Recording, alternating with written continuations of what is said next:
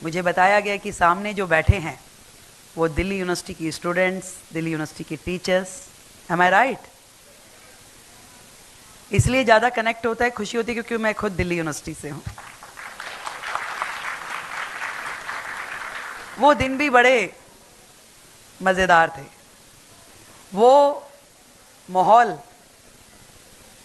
वो कॉलेज में जाना और कॉलेज की यूथ स्पेशल में घंटों घंटों बातें करते हुए सहेलियों से ये ना पता चले कि कब समय गुजर गया। अंताक्षरी खेलना शुरू करते थे तो कई दिन तक चलती थी। गाना कौन सा बोल दिया और कौन सा रह गया पता नहीं, पर याद रहता था उस टाइम। आज नहीं याद रहता भाई। अभी कोई गाना बोल के 4 लाइनें बोलो तो कहते बस इतना ही पता, ज़्यादा नहीं पता। वो यूनिवर्सिटी की सड़कों पे खड़े होके भेलपूरी खाना और लेमन सोडा पीना आज भी याद आता है। और कभी कभी क्लास बंक करके कमला नगर निकल जाना, वो भी याद आता है। Golden days. जब मैं कॉलेज में थी तो मैंने नहीं सोचा था कि मैं कभी इस सोशल फील्ड में आ पाऊंगी। एक एनर्जी जरूर थी अंदर से कुछ करने की, कुछ करना है। और दौलत राम कॉलेज में मैं थी, वहां कब मैं उस प्लेटफॉर्म से जुड़ गई जिसमें बाकी सारे स्टूडेंट्स टेबल के इस तरफ रह गए और मैं इस तरफ आ गई। समय ने कब मुझे टेबल के इस तरफ पहुंचा दिया ध्यान नहीं आता, पर इतना जरूर था मन में कि कुछ करना है। घर में रूबिका 4 बहनें 1 भाई, बनिया फैमिली। अब सोचो मम्मी कैसी होंगी, कहाँ जा रहे हो, कब आओगी, कितने। कॉलेज में एडमिशन लेने के लिए भेजा तो कहता गर्ल्स कॉलेज में ही लेना भाई, कहीं और नहीं लेना है। नंबर थे पर एडमिशन दौलत राम में लिया। तो वो पेरेंट्स की डांट, हर वक्त उनका चिंता करना, और उसी में से कब रास्ते निकलते गए कि मैं दिल्ली यूनिवर्सिटी स्टूडेंट यूनियन की वो पहली प्रेसिडेंट बन गई जो ऐसे समाज थे जो बेटियों को बड़ा सोच सोच के घर से बाहर निकालते। और दिल्ली के स्टूडेंट्स की लड़ाई लड़ना, दिल्ली यूनिवर्सिटी की प्रेसिडेंट भाई बहुत बड़ी चीज होती है। हम लोग तो उस समय देखते थे। Thank you. आपको मालूम है जो आज कॉलेज में एडमिशन फॉर्म्स हैं, उस समय हर कॉलेज का एक अलग एडमिशन फॉर्म होता था। अगर आपको मिरांडा में लेना है तो उसका फॉर्म अलग है, आपको करोड़ीमल में लेना है तो अलग है, साउथ कैंपस में लेना है तो अलग है। ये जो कॉमन यूनिवर्सिटी फॉर्म्स हैं, ये मेरे समय में हम लोगों ने लड़ झगड़ के शुरू करवाए कि एक फॉर्म हो और स्टूडेंट जो है अपनी प्रायोरिटीज भर दे, उसको अलग अलग कॉलेजेस के अलग अलग फॉर्म खरीदने ना पड़े। ये उस समय कॉमन यूनिवर्सिटी एडमिशन फॉर्म को हमने इंट्रोड्यूस करवाया। उस समय सैकड़ों यू स्पेशल और हर स्टूडेंट्स के हित की डिमांड के लिए एजिटेशन करना, वो मॉरिस नगर चौक पे हल्ला मचाना, वो कुछ गड़बड़ हो जाए तो पुतले फूकना, वो सारे काम करते हुए हम यहाँ तक पहुँचे। अब इससे पहले रूबिका, मेरा इंडिया टुडे में कॉन्क्लेव में मुझे बिठाया। उन्होंने सोचा भाई नई नई मुख्यमंत्री है तो क्वेश्चन करो। मैंने उन्हें बताया भैया यूनिवर्सिटी से आई हूँ, ज़्यादा आराम से, मुख्यमंत्री नहीं हूँ पर नेता पुरानी हूँ।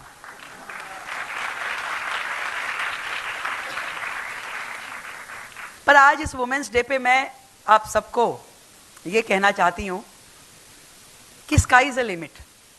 बहुत कुछ है करने के लिए, बहुत कुछ। जहाँ तक आप सोच सकती हो आपके लिए सब आयाम खुले हैं। एक समय था जब ये कहा जाता था Beti Bachao. Yes of course वो समय रहा है देश में, और हो सकता है देश के कुछ कोनों में आज भी हो।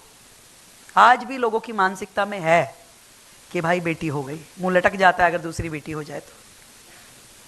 पर फिर भी उस लेवल को कहीं ना कहीं हमने क्रॉस कर लिया है। लोगों ने इस बात को अपना आत्मसात कर लिया कि कोई नहीं, बेटी है, दूसरी भी है, कोई बात नहीं। फिर हमने कहा Beti Padhao. Yes of course उस चीज में भी हमारा देश अब काफी आगे बढ़ गया है। ना केवल देश में, हम अपनी बेटियों को विदेश में भी भिजा के पढ़ाते हैं। तो बेटी पढ़ाओ पे भी हमारी बहुत अचीवमेंट्स समय के साथ साथ हुई है कि आज हमारी बेटी जितना पढ़ना चाहती है, पेरेंट्स सोचते हैं कि यदि रिसोर्स हैं तो इसको पढ़ने का मौका देना चाहिए। बेटा तुझे डॉक्टर बनना है डॉक्टर बन, तुझे इंजीनियर बनना है इंजीनियर बन। थोड़ा सा दिमाग जरूर लगाते हैं, ये फील्ड तो लड़कियों के लिए ठीक नहीं है, आप तो टीचर बन जाओ तो ज़्यादा अच्छा है, टाइम से घर आओगी, घर गृहस्थी भी संभाल लोगी। ऐसा थोड़ा सा पेरेंट्स के दिमाग में आज भी रहता है, पर जब तक मेरे जैसे लोग पेरेंट्स बनेंगे, बन गए, और आप जैसे लोग पेरेंट्स बनेंगे, तब तक और चीज़ें ठीक होती जाएंगी। फिर तीसरे मुकाम पे आए कि बेटी बढ़ाओ। यस, इस दिशा में काम करने की ज़रूरत है कि बेटी को बढ़ने का मौका देना है, और वो मौका हम सबको ही देना है। यदि आज हम उसके लिए नहीं सोचेंगे तो फिर कौन करेगा? ये काम वो काम है जो सरकारें नहीं करने वाली। सरकार अपॉर्चुनिटी दे सकती है, पर उसको मौका आपने देना है। वो मौका देने के लिए उस परिवार की माँ, उस सोसाइटी में टीचर और ऐसे सामाजिक लोग जो उन बेटियों को मौका दें कि बताओ तुम क्या करना चाहती हो। संस्था के माध्यम से, समाज के माध्यम से, सरकारों के माध्यम से उसे काम मिले, वो आगे बढ़ सके। और बाकी बची बातें करनी है हम सबको, आपको, खुद को, स्वयं को, कि मुझे करना क्या है, मैंने अपने जीवन में अपने लिए क्या सोचा है। और मैं सच बता रही हूं कि जितना आप सोचोगी उतना ही आगे बढ़ती जाओगी, बढ़ती जाओगी और बढ़ती जाओगी। मैंने कभी नहीं सोचा था कि मैं दिल्ली जैसे प्रेस्टिजियस राज्य की मुख्यमंत्री बन पाऊंगी।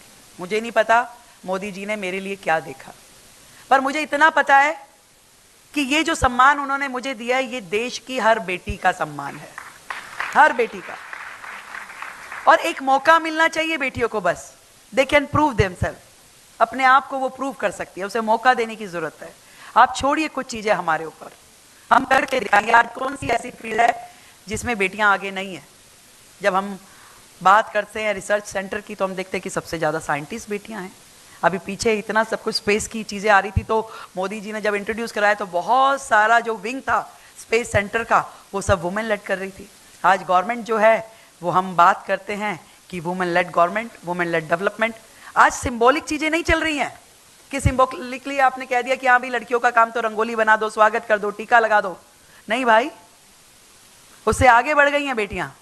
आज वो बजट पेश करती है निर्मला सीतारमण के रूप में।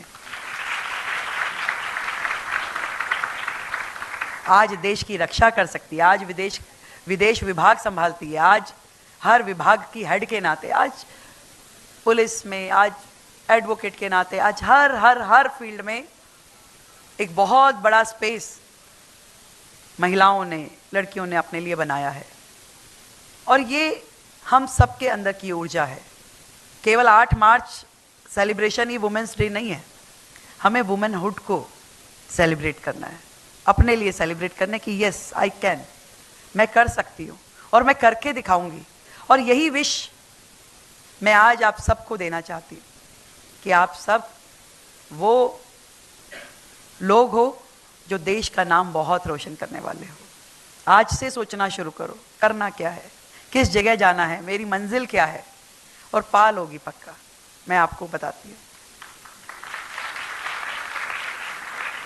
मुख्यमंत्री के नाते आज दिल्ली में जब मैं खड़ी होती हूँ तो मैं ये चाहती हूँ कि दिल्ली की हर बेटी को आगे बढ़ने का मौका मिले, उसे अपने पंख फैलाने का मौका मिले, उसको दिल्ली में सुरक्षा मिले, उसे दिल्ली में शिक्षा मिले, अच्छा स्वास्थ्य मिले और वो सम्मान मिले जिसकी वो हकदार है।